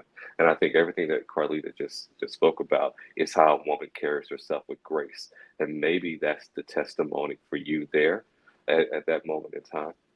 And so, but try to find you someone that you can relate to help you get through that 9 to 5, because it's got to be hard. Absolutely. You know, Kalika, I have a question for you when it comes to women in the workplace and the misconceptions, for women. Mhm. What are some misconceptions about menopause and how it Mhm. affects Black women in particular? Like, what are some misconceptions? Well, a lot of times because of the lack of awareness, right? Even in the workplace, but we can't even expect the awareness to be in the workplace when the awareness is not even at home. So, Mm.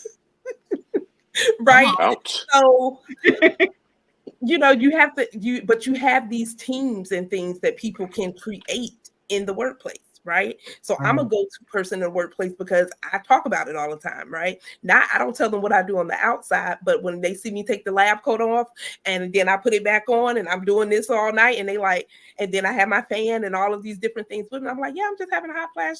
And so then they're like, oh, me too. I'm like, why are you whispering? Like, this is not a secret. Let the secret out. You're just having a hot flash. It's going to go away. So some of those misconceptions that one, everyone's journey is not the same. That's number Right. one, right?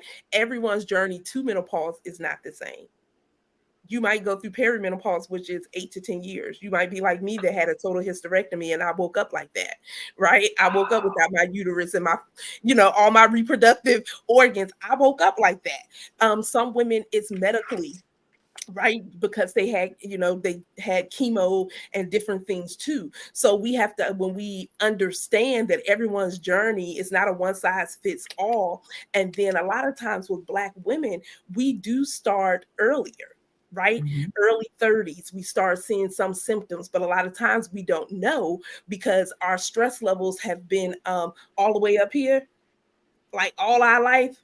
What they say, all my life I had to fight, right? Right. So you're fighting in the workplace, you're fighting for things at home, you're fighting for things at church, you're fighting all of these things, or you're being pulled so many directions. So a lot of times, a lot of people, women, we don't even realize it, or I feel a little off, or something's just, I just don't, I feel a little fatigued, but then we just keep going and keep going and keep going without really taking time to analyze, okay, Mhm.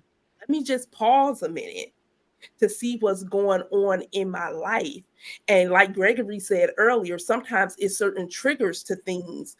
So for myself, I noticed at a place I was working at, I would always have more hot flashes than normal. And I was like, why when I come here, I'm having all these, but then is when a certain person would start talking to me, they even like, I felt like heart palpitations and stuff. And I was just like, he's the source of my irritation, right?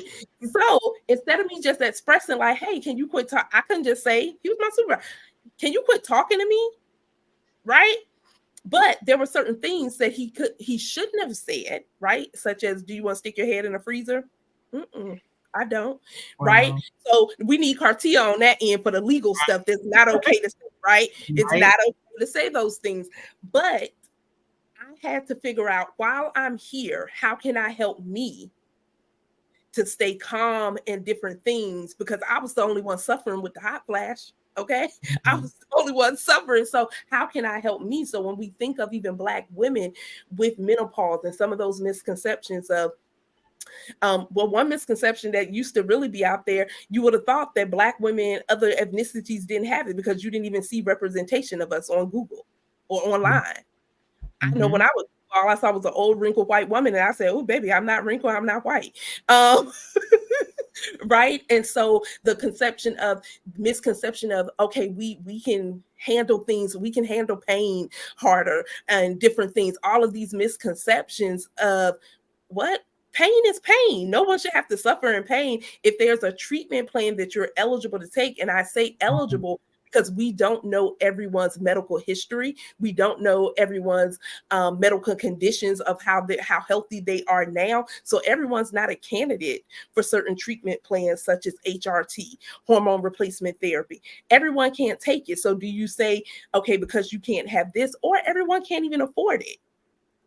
I remember when that doctor told me it was going to be like $600 something every 3 weeks for an injection. I was just like, Oh, wow. who? Wow. Who? Wow. Right? But then can we take those misconceptions and be more proactive by, one, bringing awareness, two, making lifestyle changes that don't cost us anything, right? It really costs us some discipline, Mhm. right? So those lifestyle changes. So for myself, I never had HRT or any of those things. Do your research, know your health, know your body, know your family's medical history as well.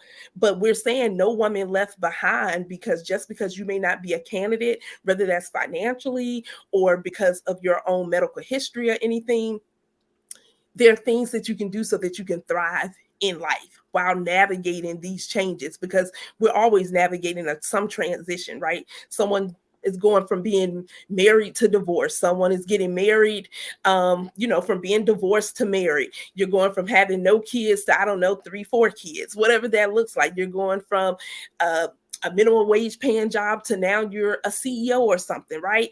We're always having a transition in our life. But I do say we need to know our rights. And it's not just a one-way street conversation. It's all of us working together in the workplace for support, and for the overall, for the betterment of the company. Gregory said it best. Companies in corporate, they just looking at the profitability. But when Right. they really start looking at this is affecting people's performance, which affects your profitability, if this is affecting my productivity, now you're overworking other people and they don't like that. Okay, so now let me get on Google and start searching and putting my resume back out there, because you're not going to overwork me, but you don't want to pay me more money, right? So if you're looking at performance and you're looking at productivity and you're looking at absenteeism, it does affect your profitability, simply because it's going to cost you more money to get someone else in there, and potentially not even with the same skill set of someone who's been there. I love that. I love that. You know, Mhm. I have another question for you, but before we get to that question, I want to go to the comments real quick, because I've been missing out on these comments. Listen, I thank y'all for comments, and I thank y'all for being here with us. We're going to get to a few of these real quick, and then we're going to hop back to you, because Carly, I have a question. One of the questions that one of the comments that Gerard made earlier was that, how do we feel about couples turning to adoption when they can't have kids themselves? I think this was earlier when you first began speaking, Carlika, about menopause, and now not being able to have children, especially if you are young, and having to go through menopause at a young age. But I want to ask you and Gregory this. Like, I think this comes at both sides. Like, as a woman who may not be able to have children, how would you feel about adoption? And then for you, Gregory, when it comes to the couples and they're navigating that arena of, okay, we can't have children on our own, but what do we think about adoption? Because I, for one, we considered adoption. We actually went through the whole process, home study and all, paid money for everything and all, and still it did not work. It was a lot of red tape when it came to adoption on my side. So what do you think about that, Carlika, being on, women in menopause and women who may be going through menopause or facing menopause right now? What are your thoughts on that? I would definitely say this, like menopause is individual, right? Where every woman is going to get there. How you get there, we don't know. What symptoms you're going to have, we really don't know. I don't know what symptoms you'll have today, tomorrow, next week, in the next 5 years, if you have any. So I would tell anyone, it's really your decision, right? And making sure that you're in a right mental space to make that decision, because this is not, once again, this is not, do you want peanut M&Ms or you want plain, right? This is saying we're taking on this responsibility, right? Yeah. But it is a solution, and if we're not going to just um solely focus on the problem, then this is a solution.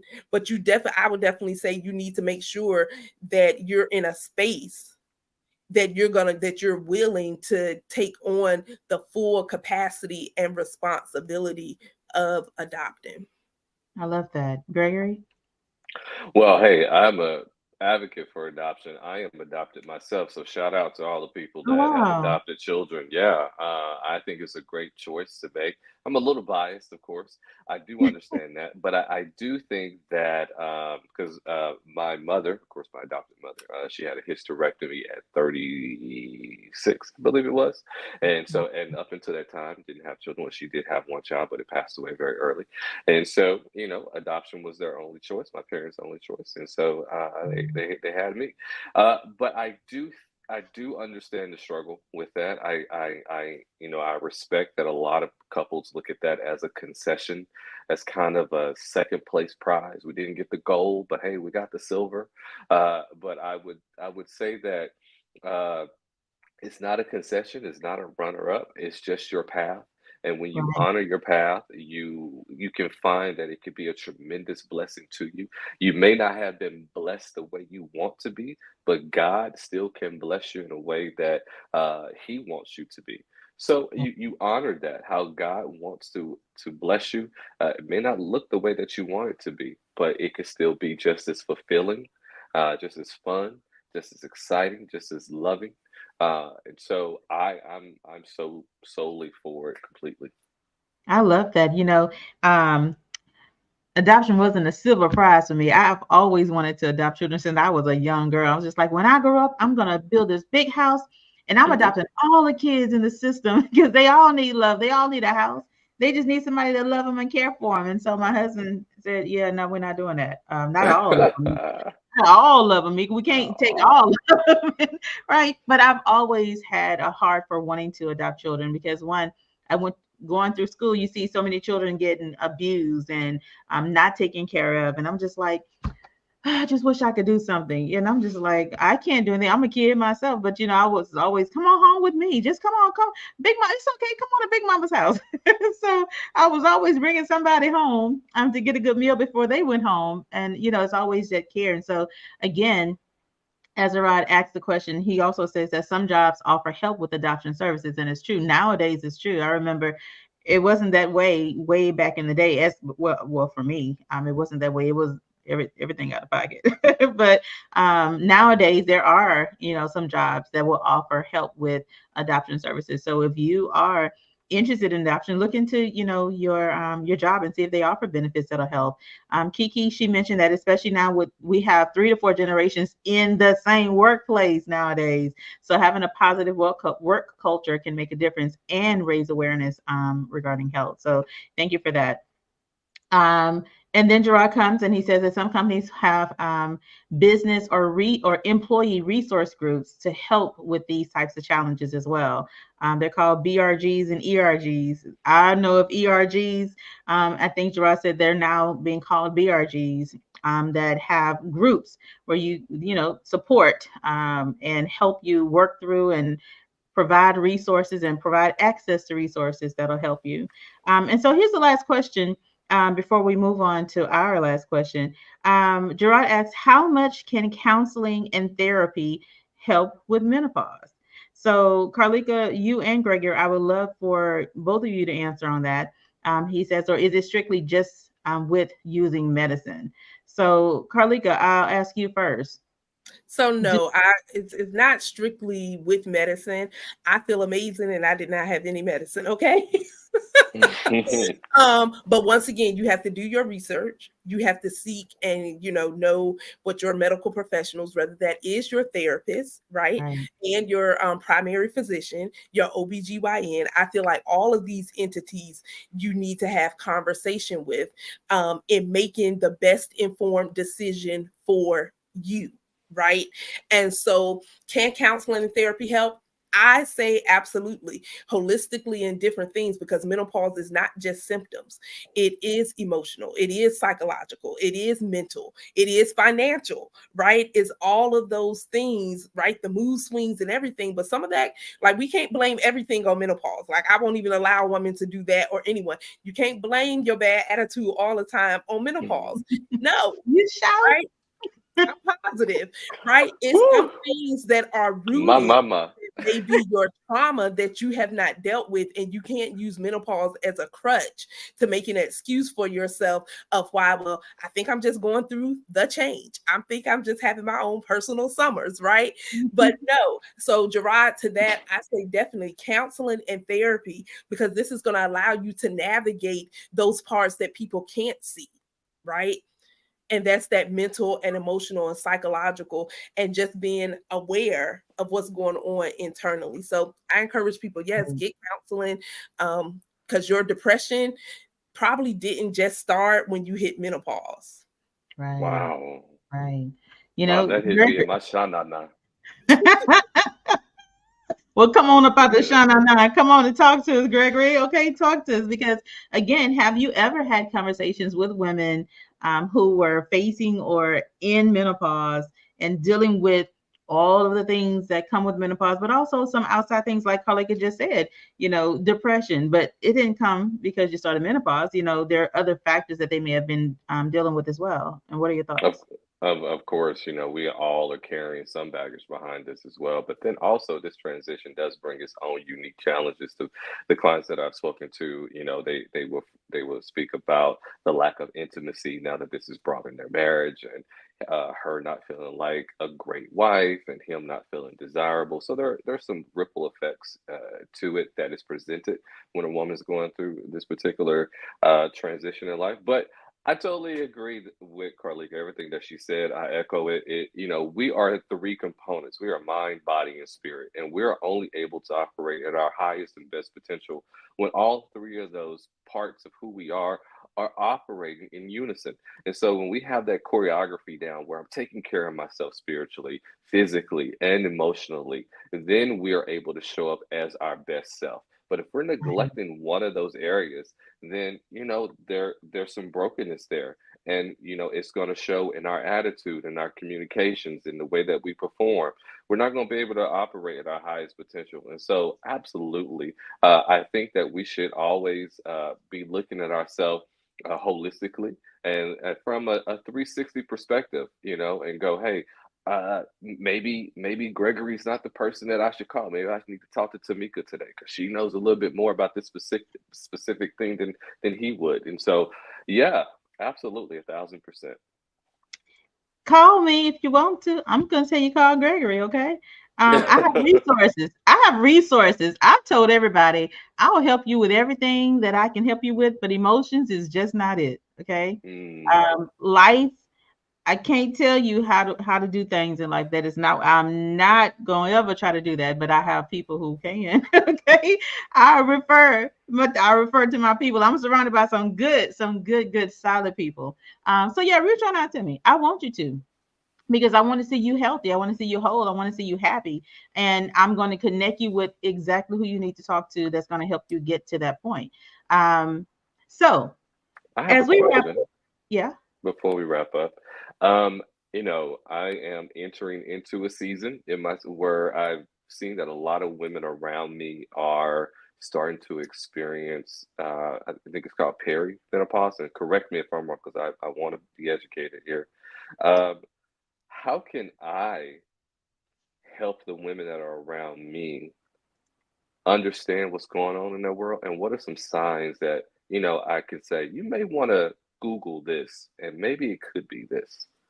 What are some things I can see in the women around me to make me kind of go, you maybe menopause, and not come across like some Neanderthal Let me put just the because she expert up because here. she has a bad day.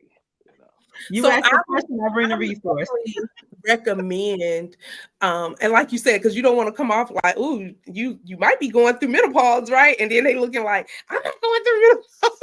Oh, you kind of clammy today. Right. So I would definitely say, in having that conversation, encourage them to really start tracking and trending and writing down just about everything, right? How they're feeling today, triggered, and if she has a bad attitude, Gerard. It would be Oh Gerard. God. So in having that conversation, but I would encourage her to have her hormonal labs checked, right? So then she can see her levels as well, with her hormones, as because that's an indicator, low estrogen, different things like that. But really just paying attention to her own body to say, okay, are my hormones off? Paying attention to her cycle more, right? Is it staying a little longer, or is it not staying long at all, or is it not, or is she not having her cycle for a month here or a spot in here? And so it's really all of those things, paying attention, and then making the appointment to ask the OBGYN, have, I know we have physicals and different things like that, but really saying, hey, now I can go in with my data to my doctor and say, hey, my cycle did not come on for 2 months, and no, I'm not pregnant. Okay. Or, hey, I noticed that I feel a little more irritated, or I'm having hot flashes, or I'm having some joint pain because, or I'm gaining weight, but I'm eating the same and I'm exercising the same, but I seem to be packing on a few pounds. Right. And so paying attention to all those things, sleep habits, eating habits, moves. Am I being a little more irritated? Am I being a little more snappy? And really having people around her to notice certain things too, without, like you said, without judging, but just being, observant. Aware, right? What's the difference between perimenopause and actual menopause? So perimenopause is that time frame of that could last 8 to 10 years.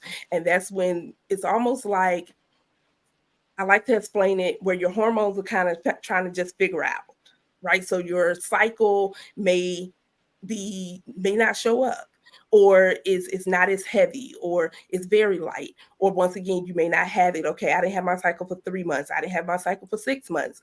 That transition of this hormonal imbalance that's going on with everything. And a lot of women are like, I just feel like I'm losing my mind. Like, I just feel like I'm all over the place. But that perimenopause is a long stretch, right? And so you figure someone starting at 30, and the median age of a menopausal woman is 51. Typically, Black women typically start earlier, and that's early 30s, 35, and then early 40s. Because you're thinking a median age of 51. My God, if I'm already starting at 30 something, I'm already hitting like that early menopausal stage. And then menopause is literally when you have not had your cycle for 12 consecutive months. So you can have it for you can not have your cycle for 11 whole months, and it can show up at the end of December, and that count starts all over again. So menopause is actually only one day. Once you haven't had the cycle for 12 consecutive months, that's menopause. The next day, you're a postmenopausal woman. And that transition, now you're a postmenopausal woman forever. Like, we don't go back, right? We don't go back and be like, oh, I'm gonna be menopause. No, now you're a postmenopausal woman. You've already went through that transition. And so someone who's had a hysterectomy, a total hysterectomy, I woke up as a menopausal woman, right? So I didn't have that transition of all that time frame. I just woke up, what they say, I woke up like this, right? So I automatically was thrown into menopause, and I woke up as a postmenopausal woman.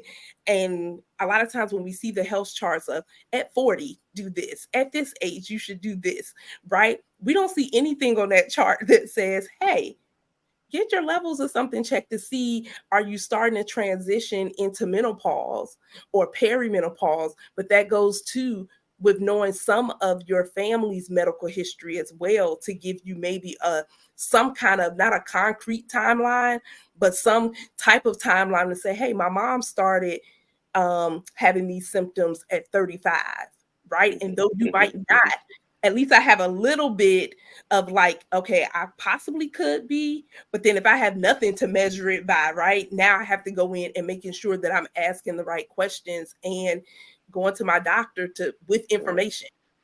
Right. Yeah. So, Mika, I got one last question. I'm gonna let you have your show. No, you're fine. Kanye. Kanye. Given that medical history is private and personal, in your experience, do you think a woman should tell her employer, hey, I'm going through menopause, so you may see some changes in me or my productivity, or as I get accustomed to this new stage, or should she just go in, keep it to herself? So in my experience, I would definitely say, because like you said, we're not obligated to tell our medical history. I would say tell them what you're comfortable with, right? So for me, I was comfortable letting people know in the workplace that, hey, no, I'm having a hot flash. Like, this is what it is, or whatever. I wouldn't preface, because I can't tell you day by day that I'm gonna be absent. I can't tell you that I'm gonna be late. Once again, we're not gonna use menopause as a crutch or an excuse. Mm-hmm. But Right. if I start seeing the pattern that I'm really not sleeping well, but this goes to where your employer, especially your direct manager, you get to know your employees too. So when one of your employees that normally show up is sick, like if they call out, 9 times out of 10 they like real sick because they never really call out, right? So the same way you looking at trends with your employees, and the ones that you can count on and all of these things, I wouldn't preface, like I would never go in the office and say, hey, look, now I think I'm going through menopause, so I might be late.